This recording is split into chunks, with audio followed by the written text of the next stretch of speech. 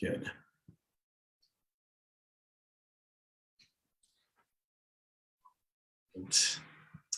Welcome back, everybody, to What the Health. I'm Dr. Greg Eckel, and we have a marvelous show for you today. We are talking with Dr. Wendie Trubow. She's a functional medicine gynecologist with a thriving practice at 5 Journeys and is passionate about helping women optimize their health and their lives. Through her struggle with mold and metal toxicity, celiac disease, and other health issues, Dr. Trubow has developed a deep sense of compassion and expertise for what her patients are facing.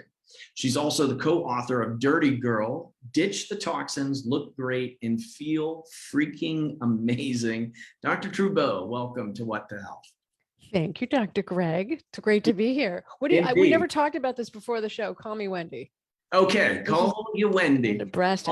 Today we're talking, let's discuss toxins and their impact on brain health and by extension, longevity, which are two near and dear topics for me and for our listeners. So we've got you on the right show, and that's why we brought you on here. You have the unique ability here because you've been through it yourself, and that is one laundry list which is very common for people to experience all together. And I'm guessing because you've gone through it yourself, it really does help you navigate with others their own health journeys. Maybe talk to us about your journey here in the health world and the Dirty Girl book and along those lines. Yeah, sure. My story really has 2 health crises in it, but let's back up a little bit. Sure. I have terrible genetics, terrible, like 2 copies of all the bad stuff. I have 2 copies of MTHFR. I have 2 copies of vitamin D deficiency. I have 2 copies that put me at risk for celiac disease, along with juvenile rheumatoid arthritis and type 1 diabetes. So at a young age, I was sort of a mess genetically, although I didn't know it. I'm still a mess genetically. And I'm a child of the 70s and 80s. So I grew up with sloppy joes and microwave food and plastic. And I remember breaking a traditional thermometer, and I thought it was so cool how it rolled around in my hand and then absorbed into my ring that I wore. And my science teacher was like, "Oh, you should get rid of that." And I was like, "Oh, Mr. Pratt, I'll be fine."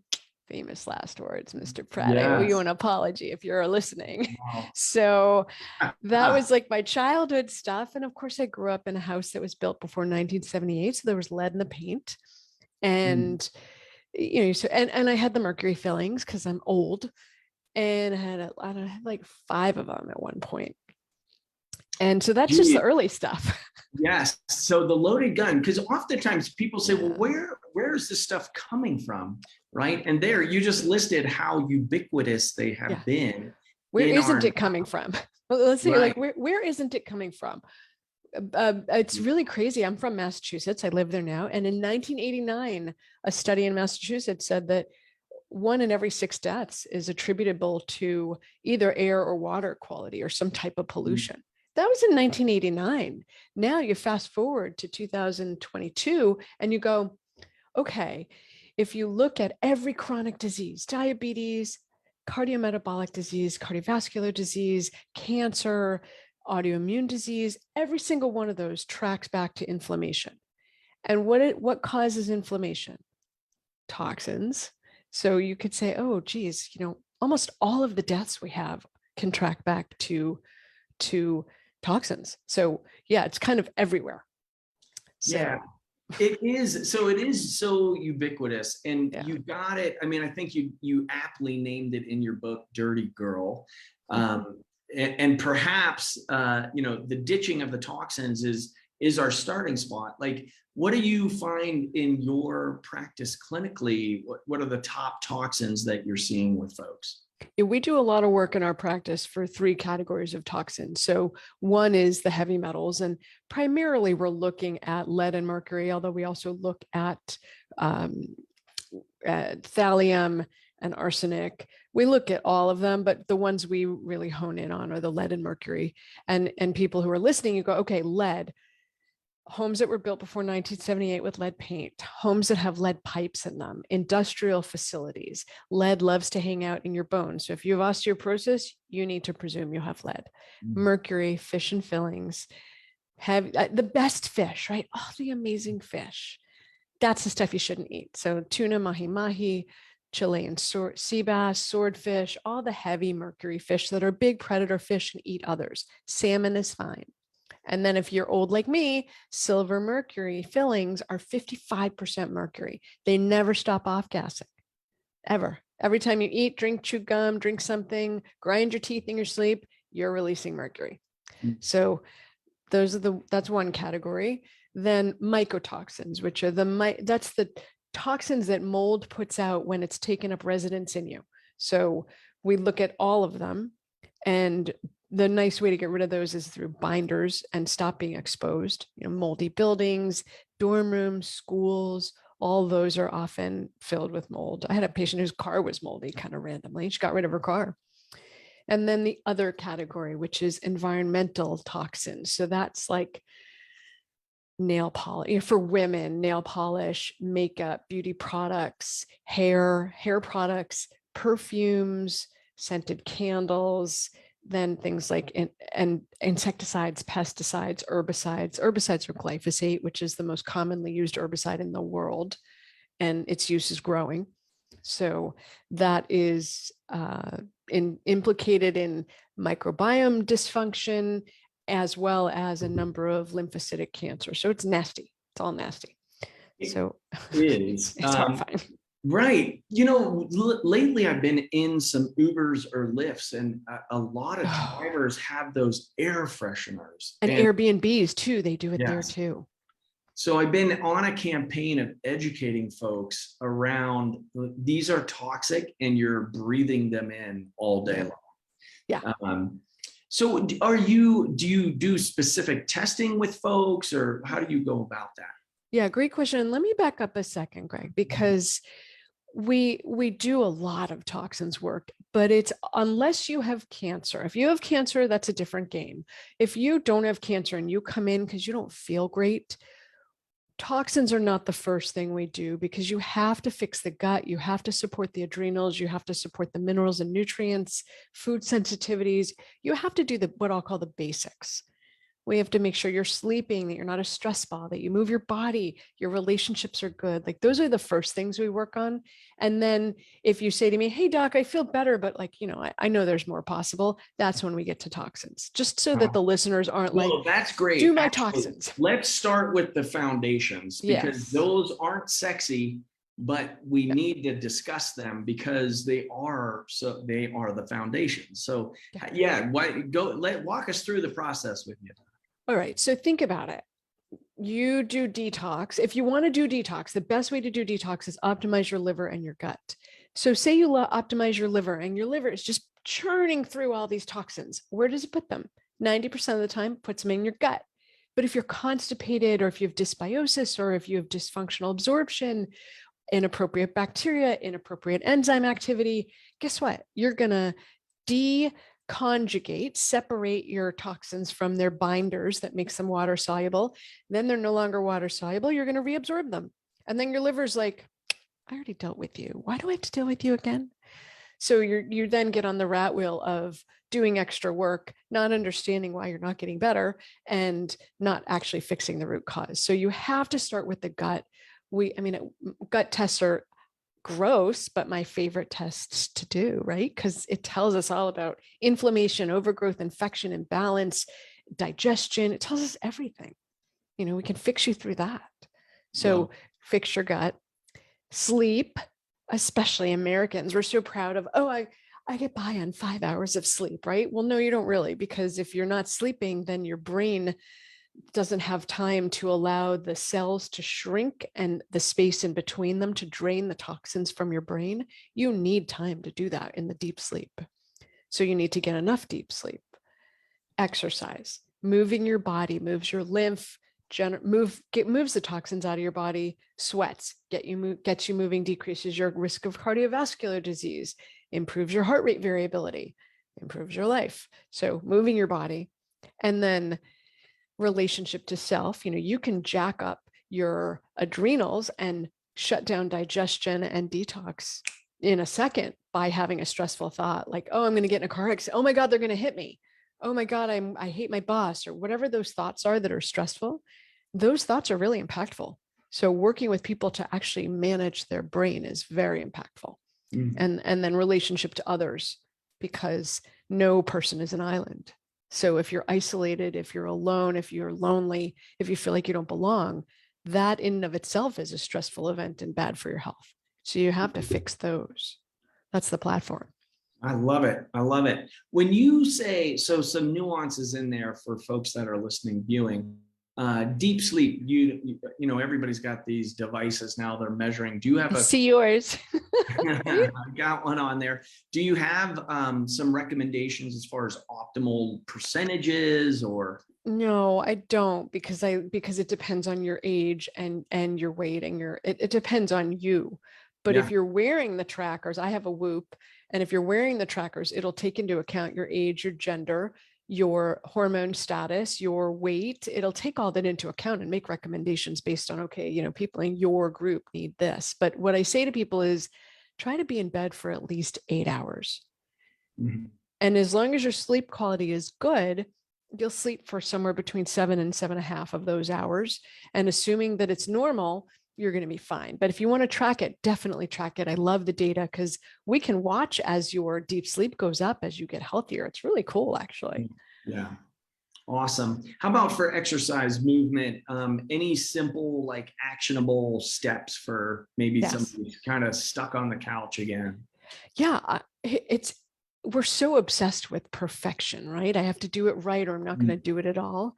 I have a kid, I have 4 kids, and my oldest was really into not doing it until she could do it really perfectly. And I was like, buddy, you got to practice. So everything is better than nothing. So if you're stuck on the couch, get up and walk around a little bit. Make some rules, make it a game, get a buddy. Again, no person is an island, get a buddy. Now, honestly, I feel like self-care is a full-time job. I don't understand how any of us have time to do anything but care for ourselves, right? Like, oh, I got to do 3 hours of weights a week, and I got to do 150 minutes of cardio a week, and I need to get 8 hours of sleep, and I need to connect with my friends and family. And by the way, I need to cook my food and eat it and not rush through it and chew it lots of times. And here we are, 16 hours of the day are gone, and now it's time to go to bed again, right? So it's hard work. So I would say don't get stopped by trying to be perfect. Just make an improvement, right? If you're eating 3 meals a day and they're all processed, then pick one meal that you're going to level up, right? Eliminate anything from a package on that one meal. And then when you have a win, go to 2 meals, go to 3 meals, go to your snacks. It doesn't matter where you start, pick something and have a win. If you're stuck on the couch, go set a goal of 5 minutes of movement a day. And it doesn't have to be super sweaty. It's just get in the habit.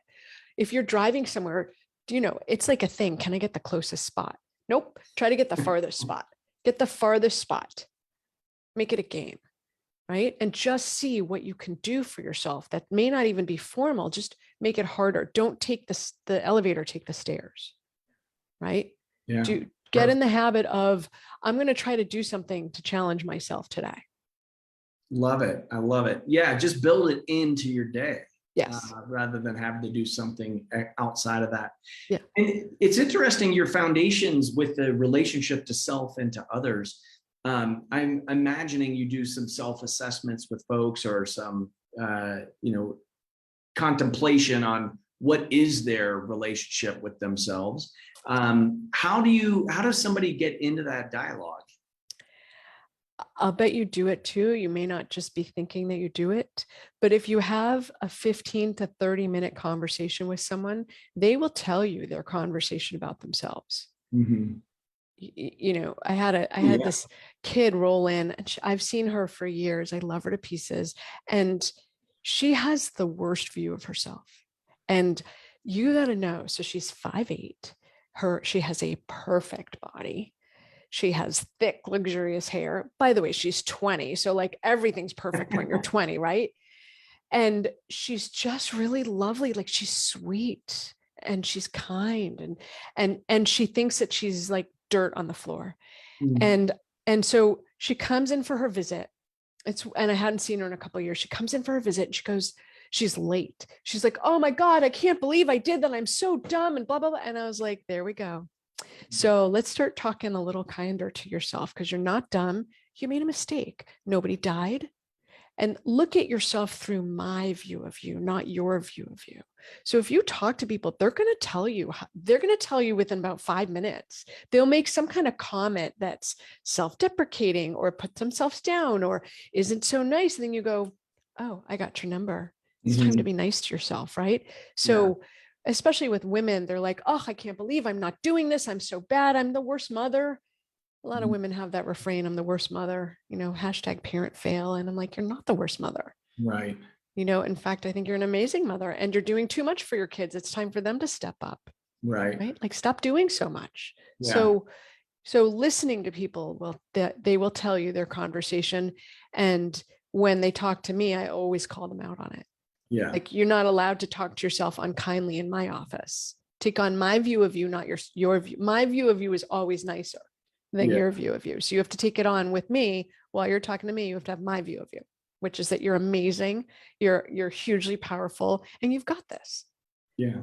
And humans make mistakes. So be nice to yourself, move on. I love it. And sometimes most of the time it is a dangerous neighborhood to go into yourself. Yes, very convoluted. And yeah, God, my own brain, I'm like, okay, no, wait, no, gotta like focus. Yes. Get back on the path, right? Yeah, right. Refocus, take a breath, and with grace and ease. That's what we propose in our office out here. Yeah. I love that that's on the foundational component, because I think a lot of people talk about mindset, but you really just explicitly call people out to the mat on it of like, hey, we need more kindness, especially with yourself, especially making the changes that you're asking them. Like they're really, we're not brought up to think critically and or investigate our lives and actually untangle. When you're saying, our exposure to, cosmetics and other items that is so ubiquitous in our environment, it's somehow set up that we have to work really hard to minimize our exposures to toxins. And so, reading the labels and doing all of that. So that it's painful. Yeah. Greg, it's painful. I get greenwashed all the time. I love, I'm always like, what's the cool product and what's new? And man, I'm like, oh, what a great package. It looks so great. I am sucked in by that advertising. I buy it. And between the time of buying it and getting it, I always realize, oh, I screwed up. Yeah. Oh, I forgot to look at EWG or Think Dirty. And I bought it without checking, I do this a couple times a year, right? Yeah. Because I'm human and I got excited about things. I tend to be like high energy and I'm always moving too fast. And so, there's so much out there. So what I usually say is start with Environmental Working Group or Think Dirty, because they can say to you, rather than you looking at every ingredient and trying to figure out, is it good or is it not good? Just go to them. They've done the research and they have the data. So it alleviates a whole lot of noise around, I don't have time to think about this. And then when you find a brand, milk it for all it's worth, right? So I switched over to Beauty Counter because it's all natural and they have a whole huge list of no's. There's 2,100 things they don't put in it. And they're really brand and mission driven to have clean beauty. So I first bought, what did I buy first? I think I bought some eyeshadow. And then I was like, wait a minute, why wouldn't I buy everything? So now we get literally everything they buy.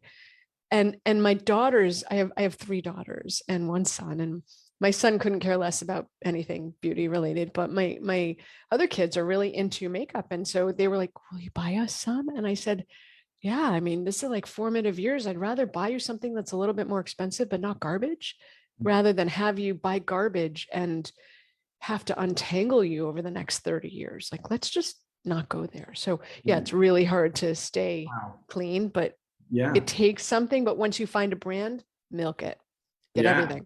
And I think check in on it, because sometimes then those brands get bought by conglomerates and then they change all of the formulations. Like, wait a minute, when did this happen? Right. I've been caught a couple times there myself. Okay, so anything else on that foundational component? Yeah, I mean, that's the other thing we didn't talk about is why are you here on this earth? Right? Like, what purpose, what legacy, what difference are you here to make? Because having a purpose will give you the strength to get through. You know, look, let's be real. It's kind of hard work to live a life that's devoid of as many chemicals as possible for the purpose of being vital, vibrant, healthy, alive, able to do, and interested in intimacy till at least 100. That's my goal. And that's my goal for all my patients and everyone around me, is to really live a vital, healthy life. And it's a pain in the butt, right? And layered onto that, I have celiac disease, so I don't eat gluten. And I don't do well with cow's dairy, so I don't eat that either. And I can't tell you how many people say to me, how do you do it? I could never do it. I'm like, well, it's all about what's your why, right? Like, what's your motivation? So having a very powerful motivation that will get you through when you go to a party and everyone's eating cake and that's not something you eat. I don't actually use the language, you can't do it. You could do it, but you don't want to feel the way you feel when you do it. So I get a lot of peer pressure from people who were like, oh my God, why aren't you eating dessert? I'm like, well, I don't feel good when I eat that. And like, if I eat that, I can't look like this. You know, I'd rather look like this than eat that. That's kind of what it comes down to. Because if I eat that, I don't look like this, and I'm kind of happy in how I look. So, but there's a lot of noise and peer pressure around it often. Wow, right. Because it's almost like it's a reflection, poor reflection of themselves, and that they feel like, oh, like we want you to join into that. Well, right. You know, it's like water seeks the lowest level. So like, I'm almost the mirror to say, well, why? I don't ever say to someone, don't do that or what. I mean, unless you're paying me, I am not evaluating your plate. I'm not here looking at your plate. But if you're paying me, then I'm saying, okay, what are you eating? Is that really how you want to eat? And do you feel well when you eat that way? And if the answer is yes, then have at it. But you're probably not seeing me if that's the case, right? Like, if you feel amazing, you don't come. Right. So I think what's your why is a really powerful thing to make sure people have. I totally agree with that. And also, I think having that in the discussion around their health choices, because that does, so it makes it so much easier understanding in the bigger picture of what you're doing here. And I think just the thing that comes up for me is just really encouraging people to bring their gifts forth and not take them with them to the grave. You know, so many people don't self-express and don't bring their gifts out to bear or share. And, you know, it's like, that's what we're doing here, right? That's what you came for. So thank you for that reminder. And everybody listening, that is, you know, what is your why? And if you all wanted to put that in the show note comments, like, share that with us, and let's start that trend, because we need more encouragement together as community, which is another big piece on the longevity front for us. Awesome. Any others then on the foundational work? Let's see. So your physical body, moving it regularly, treating it well, holding it straight up, taking up space, your chemistry, optimizing your hormones, minerals, nutrients, and then eventually toxins, your emotional. No, those are the foundations, what we talked about. I love it. And then there's the toxins, which is like the fun stuff.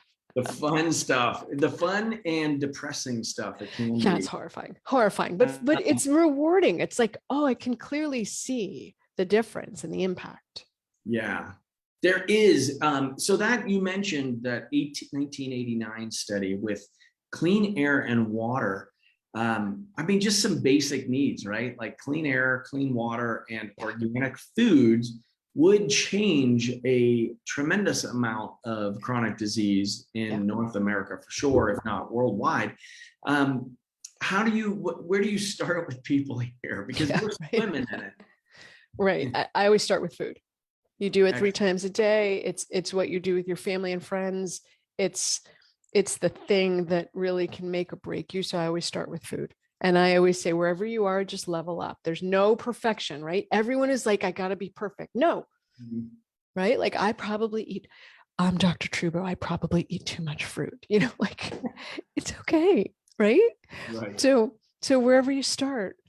Oh, and I had a bite of zucchini bread yesterday. Oh my gosh. Yeah, it's harvest season. What do I do with 5 pounds of zucchini? Yes. I don't know what else to do. Zucchini bread sounds delicious. Yes. Right. And so I looked up a recipe. It called for 5 cups of sugar.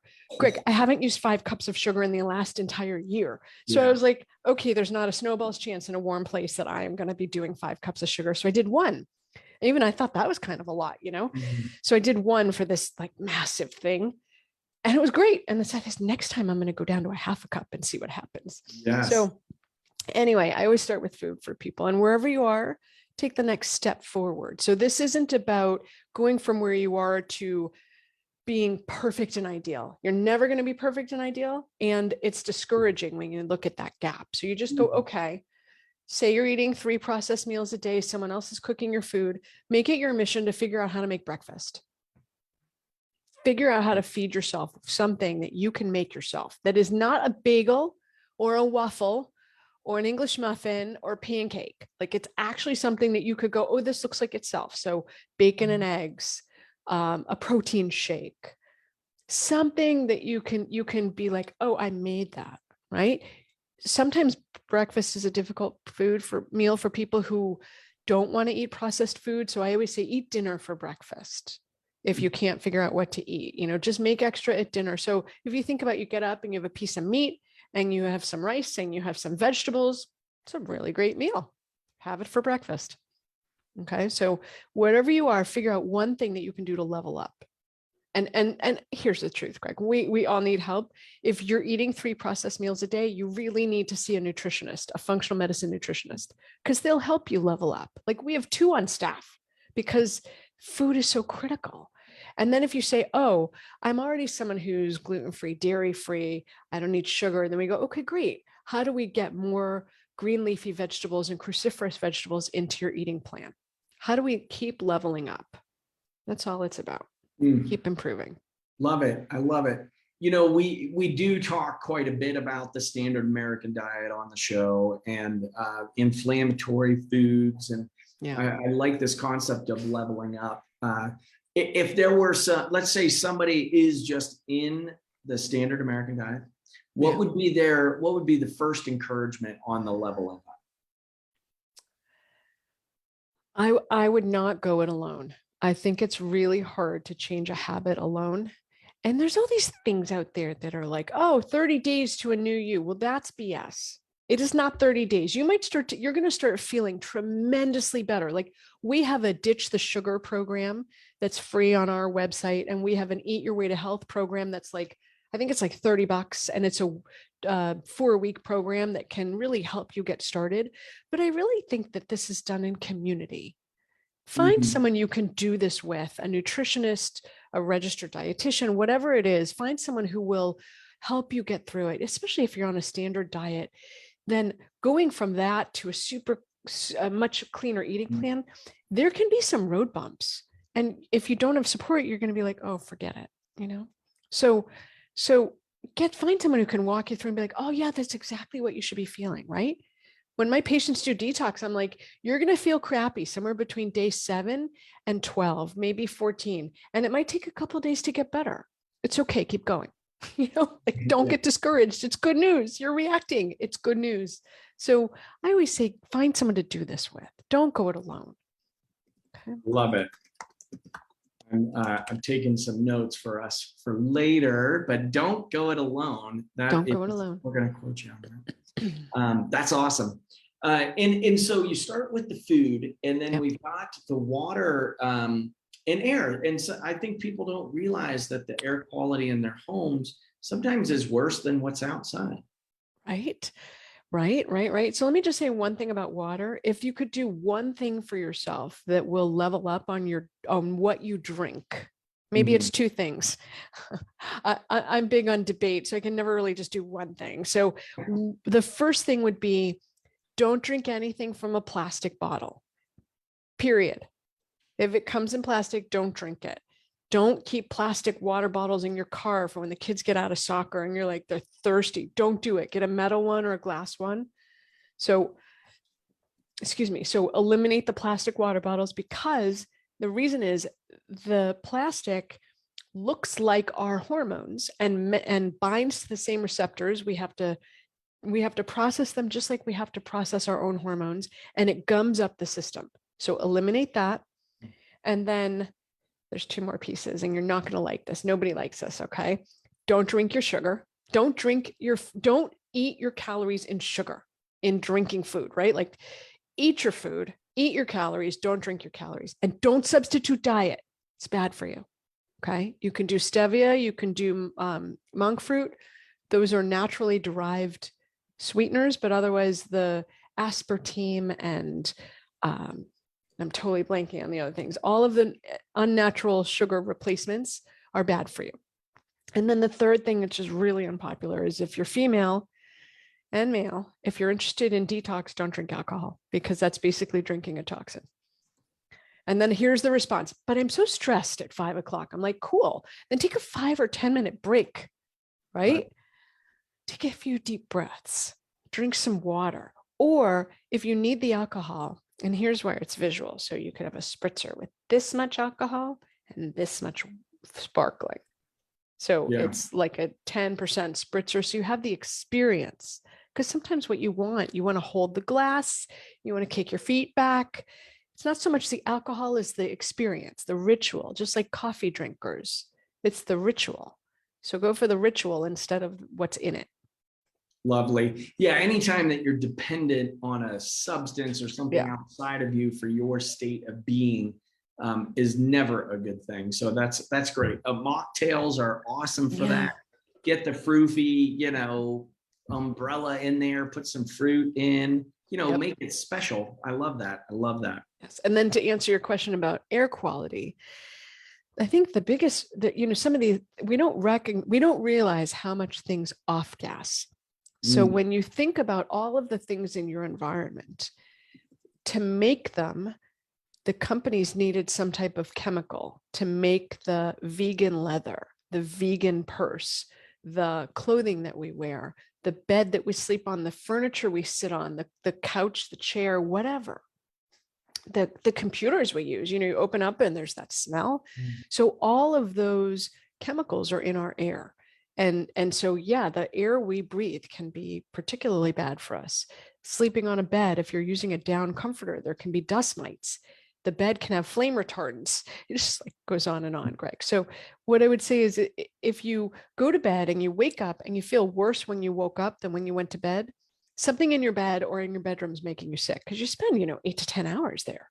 So if you don't feel well when you're there, it can be making you sick. And that's either some type of chemical, there can be mold in the environment, or it can be construction materials, but then it can be more subtle. Like I had a patient who I just could not get a handle on what was going on with her. And I kept saying, are you sure that your school's not moldy? Because she was a teacher, and schools are moldy. They're always moldy. And I said, are you sure? Are you sure that it's not moldy? She said, no, there's no difference when I go home for the summer and then go back to work in the fall. But then COVID hit, and she was out of her school for a whole year. And then she went back into her school in the fall of 2021, and she got sick. And I was like, man, it took that long to really see the impact of it. So sometimes the exposures we're having can be subtle enough that they can be easily missed. But air quality is tremendous. And I always say, pay attention to how you feel when you go places. Yeah, that component of walking down the chemical aisle at the grocery store, you hear that often, or, some can't be around perfume or cigarette smoke or diesel fuel, all symptoms of your cup is full here. Yes. I always feel somewhat like a hippie talking about clean air and water, but I think they had it right with clean food, clean air, and clean water. Simple truths that our bodies do well with. Let's talk. Can we talk about that for a second, Greg? Yeah. So think about it. Okay, let's back up a step. There are about 150,000 unique chemicals that companies have developed. And of those, about 500 have been tested and proven to be safe. So I think the people can do the math as well as you are. Like, holy smokes, there's 149,500 chemicals that haven't been tested. And we come out with about 1,500 new chemicals every year. So it's just piling on. And the issue that we really have is that even if it's been studied, which it's unlikely that it has, every chemical has only been studied in its own lane. So one chemical exposure. But throughout any given day, you can be exposed to 250 to 350 different chemicals. Women get exposed to like 150 chemicals before they walk out the door, between the shampoo, the hair products, the makeup, the clothing, the perfume, the lotion. 150 chemicals easy. And so what's not been studied, but really has a profound impact on us, is that all of these micro exposures add up to macro problem. Because it's additive. It's not like, oh, our bodies are fine with just a little bit of everything. Our bodies might be fine with just a little bit of one thing, but we're getting a little bit of 350 things. That's a lot.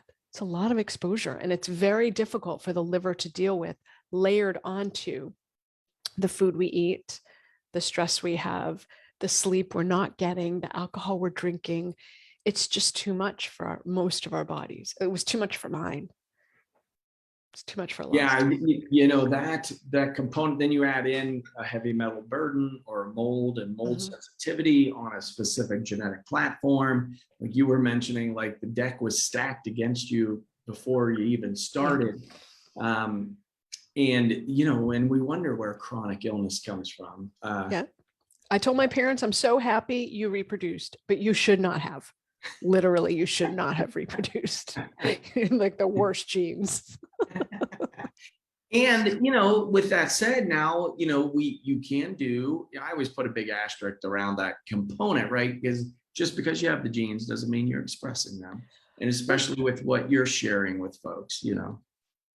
I mean, yeah. Let's talk about that. So, one, there's certain genes that yes, you are going to, how do I language this?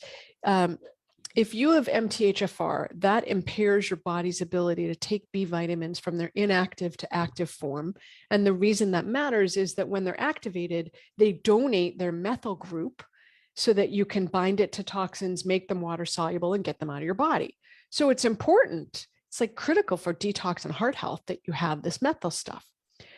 But that's not going to kill you, and knowing that, if you know that, then you go, okay, cool. I'll just take methylated B vitamins for my life. And then we're done with it. We'll move on. Like, it's not a big deal. I mean, it's a big deal, but it's not going to kill you if you recognize it. Then there's things like the BRCA gene, which can be transmitted in an autosomal dominant fashion, meaning you only need one of them and it can make you really sick and increase your risk for breast and ovarian cancer. And so if you have that, knowing that allows you to make different choices. For example, if you know you have that and you're going to reproduce, then you can say, okay, well, my risk of breast cancer is 50 to 90% depending on the gene, and my risk of ovarian cancer is 50 to 90% depending on the gene. I may not want to pass that along, but there are technologies available that will allow you to sort an embryo based on it has or doesn't have the gene. It's called pre-implantation genetic diagnosis, which allows you to say, hey, I really want to have kids who are my genetic material, but not pass that along. So that's absolutely possible. And I guess it depends how serious it is, right? Like 40% of the population has the celiac gene, but only the chosen few like myself express it. And that's just like a bad combination, right? A totally bad, perfect storm. Love it. Yeah, that's a great discussion to have, because I think so many people are still of the right. Not all genes are created equal, and there is a weighting of what is the percentages that we're talking about for certain disease states. So thank you for that. Yeah. Back into the mold discussion, you're saying school teachers, most buildings. I mean, we see some statistics, greater than 50% of buildings in North America have some mold and mold issues. There really isn't any escape from mold. It's everywhere. It's everywhere. Yeah. It's everywhere. It is. Mold is everywhere. And Yeah. we have co-evolved with it, but it is, it's not just mold either, right? I mean, there's also then the way that it interfaces with our immune system and creating mast cell sensitivity and Right. This is the same issue genetically, that there's a group of people in the population. I seem to only see those people because, if you're sure. if you're 100% healthy, most people don't come to see functional medicine doctors because what do you need them for, right? So yeah, there's a genetic component to mold reactivity that then can lead you to have just crazy head to toe symptoms that include brain fog. It's implicated in degenerative diseases like Alzheimer's, Alzheimer's, straight up dementia, Parkinson's, multiple sclerosis. Anyone who walks in with a degenerative autoimmune disease, I'm like, you need to deal with your toxins, not just mycotoxins, but then things like thyroid dysfunction, mood disorders, multiple chemical sensitivities, mast cell issues. I mean, it really just goes on and on. Gut dysfunction, overactive gut, irritable bowel, you name it, mycotoxins is implicated in it. So I think what's critical is to figure out, are you a welcome host to mycotoxins, or do we check that off the list? And often if you're sick as a dog, then yeah, like that's something you're dealing with. Or even if you're walking well, but not really well, right? Walking wounded, I call them. Yes. Yeah. So many people not realizing, thinking like, oh, I'm just getting old, or no, I'm aging this way. You Yeah. speak into that?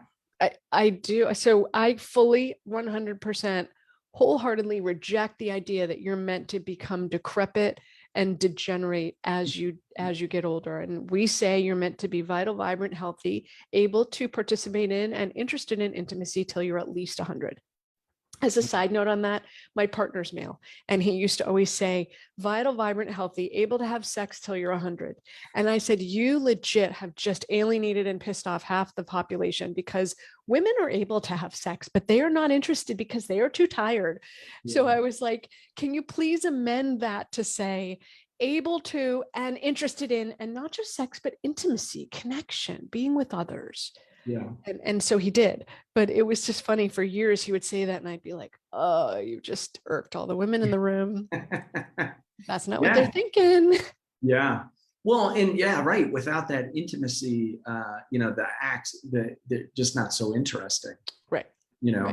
To over half the population. So it is, that's really great. And I love having that conversation on this show, and raising that, the intimacy word, because we all are looking for that. I mean, we thrive on intimacy. I mean, I feel, very fortunate and privileged as a physician and humbled with the intimacy that we have with our patients, but that's also a very safe space and sacred space that is set up.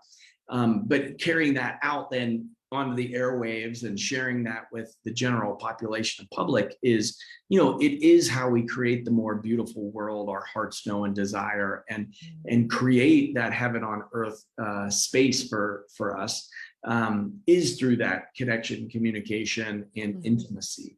Yeah. I love that, like, into me see is one way that I like to write that out for folks. Yeah. Nicely said. So with, okay, so we've got that. Let's talk a little bit more in the longevity sphere, because we've talked about the foundations, we've got the toxins, and I love that you brought up early on the purpose component. And I like to couch this in on like, well, what is this all about? I mean, it's for the individual, but it's also for community, it's for society, it's for our kids, it's for all of the intertwined beings here. Where do you go in the longevity discussion here when you get to this point in the show? Where do I go with I mean, yeah. I'm all about longevity. So yes. So some people say, oh, I was talking to an 80-year-old neighbor. He said, why would I want to live that long? He's likely to live that long. The question is whether you want to live that long decrepit in a nursing home with no brain, or if you want to live that long independent. Here's the thing, that whenever you say longevity, people go nuts. They think live long without health. Who the hell wants that? I know. Who the hell wants that? Yeah, right. So yeah, not the general population aging is not what we're talking about here. This is not your grandparents getting older. Yeah. This is not what they did. This is aging in a way. It's so funny. I have a patient who's like 79. She's a great grandmother. She's super spry. She lives on her own. She's just intrepid. Okay. She's into all of the functional medicine work. When I said to her, hey, you got lots of toxins, because she's 79, she grew up in that time. She got all these toxins. And I was like, hey, I'll call her Michelle. I was like, hey, Michelle, which isn't really her name, but okay. Hey, Michelle, you got all these toxins. Here's the thing. Make sure you exercise. Can you get sauna? She's like, no, I'll put one in my house. Okay. So she redid her basement, put in a sauna, and now she saunas because she wants to get rid of her toxins. Yeah. She is the way to age, right? Mm. Yes, her hair is white, but that's not what this is about. This is about vitality, right? And interest in life and contribution and purpose. And she's doing it.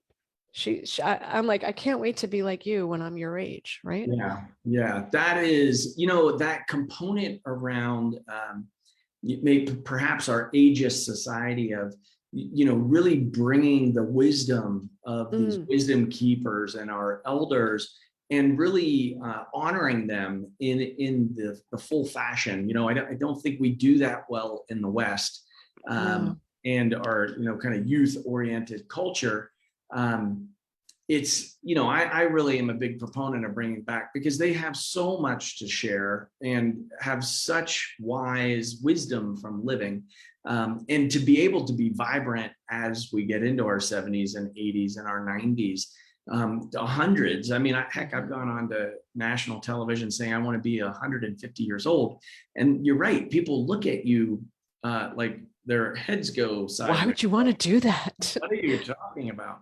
Or the neighbor. So that component, it really is changing the game. I mean, we are living at an amazing time in history where there's a lot of the foundational work has been the same, but there's a lot of new technology coming as well that can really be game changers for, I mean, heck, I was just talking with Dr.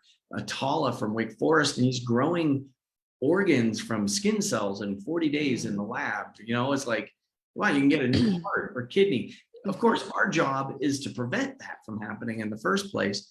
But there's some amazing techs. What do you see? What are you most excited about in the future here? I would say two things. Maybe two. I keep going. So I'm most excited about the ability of humans to improve their lot in life. Right. And to continue, because humans innovate and change and grow and I just think that's amazing. So I'm super inspired by and look forward to the ways in which humans will create and create things that are tremendously beneficial to others. That's one. Yeah. And then I'm inspired by the existing technology that allows us to get pretty darn close to 100 and do it well, right? Not just do it for the sake of doing it, but doing it and doing it well. Yes, I love it. Yeah. Any last parting words that you'd like to share with our listeners and viewers? Yeah, I actually really do. This is not where you're asking me about like how to reach me and stuff, right? This is really truly last words. Okay. So I think it can feel very overwhelming when you listen to this and you go, how am I going to map this onto my life? Right.